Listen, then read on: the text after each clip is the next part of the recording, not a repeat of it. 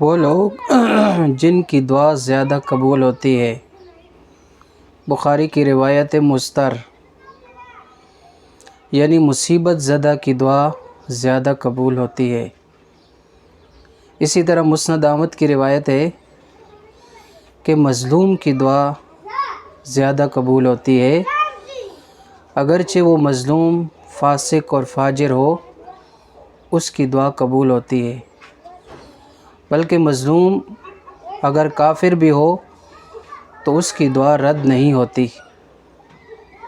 مسند احمد کی اور ابن حبان کی روایت ہے کہ والد کی دعا اولاد کے لیے عادل بادشاہ کی دعا بھی قبول ہوتی ہے، یعنی والد جو اپنی اولاد کے لیے دعا کرتا ہے اور عادل بادشاہ جو دعا کرتا ہے وہ بھی قبول ہوتی ہے۔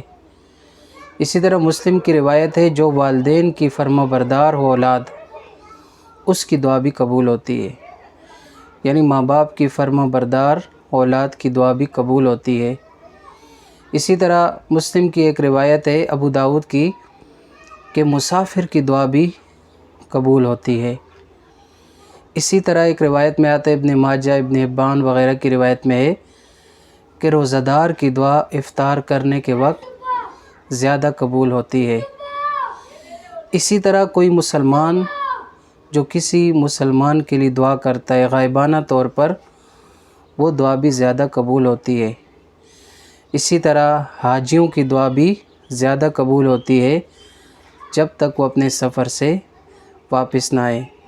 تو خصوصاً رمضان کی چند گھڑیاں باقی ہے، افطار کے وقت، سحری کے وقت، اسی طرح سحری کے وقت بھی دعا قبول ہوتی ہے۔